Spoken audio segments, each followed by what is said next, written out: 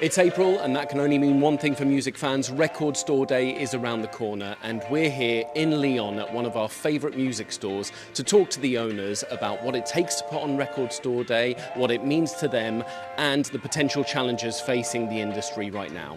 Let's go.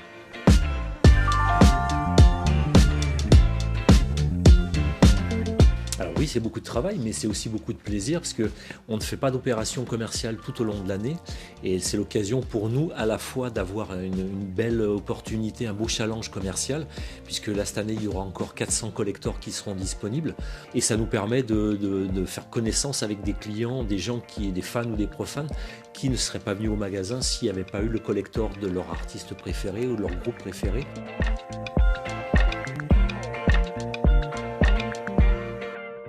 On a l'habitude de dire qu'on a des clients de 7 à 77 ans. C'est vrai. Alors, ce qui n'est pas tout à fait le cas, mais cette vrai. année, on aura par exemple, pour citer deux exemples de collectors, on aura un 45 tours Taylor Swift.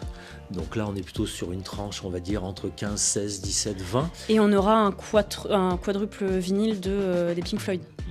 Donc là, on est plus sur une... sans vouloir offenser qui que ce soit, hein, mais on est plus sur une tranche plus élevée en termes d'âge.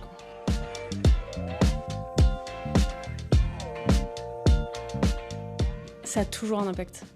Peu importe ce qui se passe dans le monde, ça a toujours un impact. De toute façon, ça a un impact sur autant le prix que la manière dont ont les gens de consommer en fait le vinyle aussi. Hein. Enfin, c'est assez impressionnant.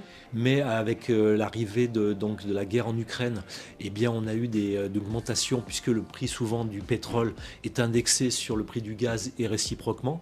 Donc on a eu à partir de 2022 une augmentation assez flagrante des prix d'achat, donc on répercuté sur le prix de vente. Là aujourd'hui, avec la guerre en Iran, on espère que, pour l'instant on n'a pas eu encore des contre-coups, mais on espère que la guerre ne va pas durer pour encore reconnaître une inflation qui effectivement est préjudiciable à notre activité.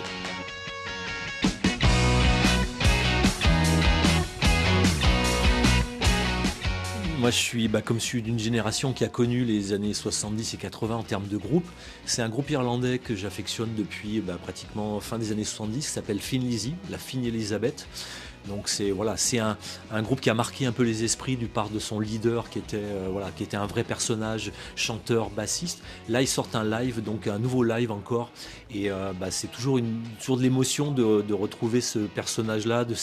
Et moi à chaque fois ça me fait pleurer, je suis désolé d'en parler, mais j'espère vous pouvez venir quand même pour le Record Store Day, j'aurai mon paquet de mouchoirs à côté de moi.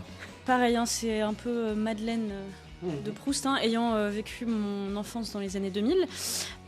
J'attends particulièrement le vinyle de la tournée, du live Madison Square Garden des Fall Out Boy.